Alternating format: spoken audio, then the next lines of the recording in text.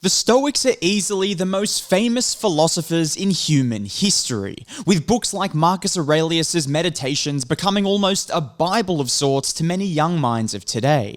We even see authors like Ryan Holiday sell millions of copies of his own books by just simply streamlining Stoic philosophies into bite-sized applicable lessons. But what if Stoicism was wrong, and it was merely a way for weak people to make themselves feel strong by claiming the moral victory in life, when really they are just simply losers? This was Nietzsche's opinion of the Stoic philosophy, and while I'm not saying I agree or disagree, he does make some interesting and quite compelling arguments against Stoicism and its impact on society. So in today's video, we'll go over why Nietzsche believes Stoicism is for losers, the dangerous impact the Stoic philosophy could have on society and the world, and Nietzsche's controversial alternative to Stoicism. 1. Why Stoicism is for losers. Nietzsche hated weak people. In fact, hate is too kind of a word. Nietzsche viewed weak people as a pariah on society and the world as a whole. He even went as far as to say, quote unquote, "What is bad? Anything that stems from weak people." And the reason for his deep hatred of weak people was that he viewed weakness as a moral flaw. He believed they weren't just weak, they were people who lied to themselves to avoid facing the hard, harsh truths. They were also people who couldn't control themselves, their habits, or their mind, so they would end up becoming reckless, impulsive, dangerous, and most importantly, untrustworthy. So through his description of weakness, he could basically attribute anything bad that ever happened in the world to weak people. And this is where we get to his hatred of Stoicism, because he believed that weak people would look for easy ways to make themselves feel strong and once again lie to themselves instead of facing the harsh truth that they are just a weak person. So he believed that weak people loved the Stoic philosophy because it allowed people who hadn't won or conquered anything in life to say, hey, I won the moral victory. He saw Stoicism as a way for people to not feel too sad when they lost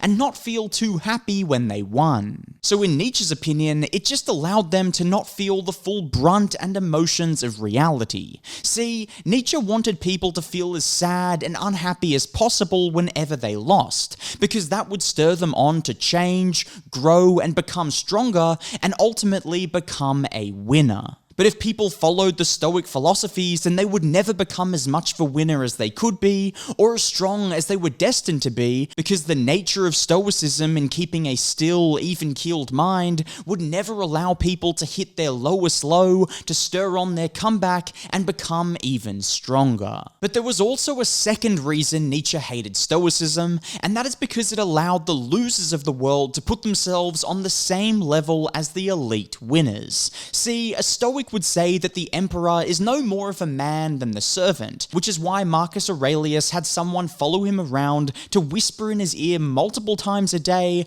"You are just a man." This served as a reminder that he was not above or below anybody. But to Nietzsche, this notion is false. Nietzsche would say that Marcus Aurelius was twice the man that a slave is. Actually, he would probably say that Marcus Aurelius was 1,000,000 times the man a slave is, and that the slave should know that, so it could stir that slave on to conquer more and close that gap between himself and the elite.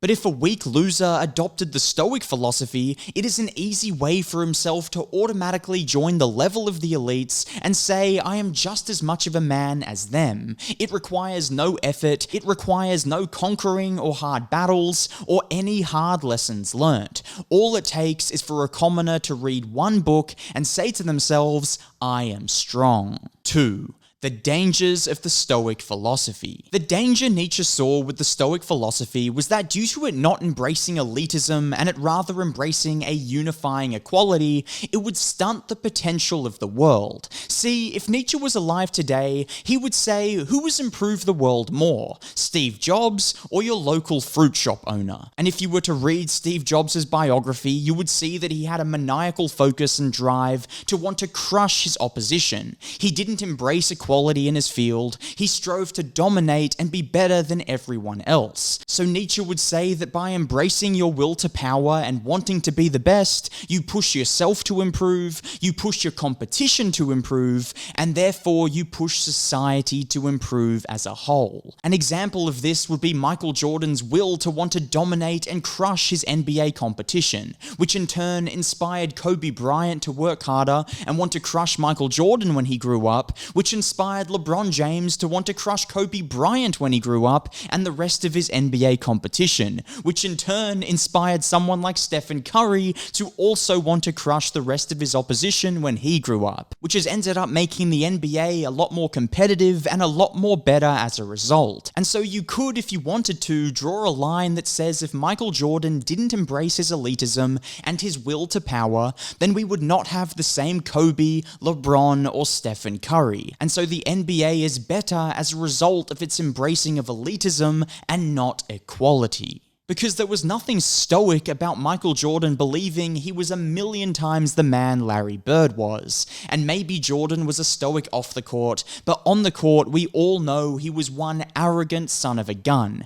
And that for sure is not Stoicism. And so what Nietzsche feared was that Stoicism gives weak people the easy way out, and it doesn't force them to grow or die. It allows them to exist in mediocrity, which would create a weak generation of people who would create a harsh, untrustworthy, nihilistic, and cruel world. 3. Nietzsche's alternative to Stoicism. Nietzsche didn't just critique Stoicism, he also offered his own philosophy and his own alternative to Stoicism, which was his Übermensch philosophy, or in English, his superhuman philosophy. And the Übermensch idea was all about embracing the will to power and dropping the moral values of the past and embracing strength, as he saw strength as a way to achieve full joy and happiness. He believed that if people would find tough obstacles and fight tirelessly to conquer them, and then immediately look for another tough obstacle to conquer after that, they would constantly feel fulfilled and happy, as he believed that people who seek happiness and not seek obstacles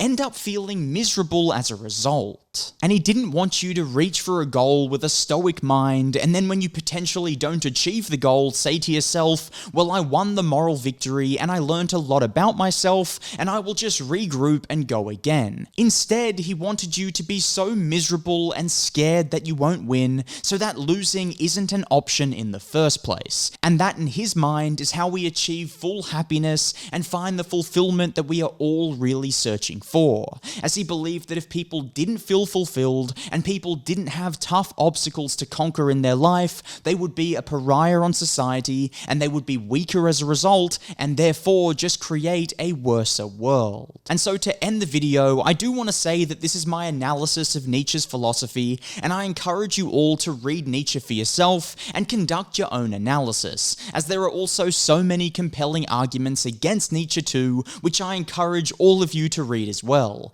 And as always, take what you like and drop what you don't. But let me know your thoughts about his philosophy down below in the comments, and if you liked the video, please hit the like button, hit the subscribe button, and I'll see you all on my next video.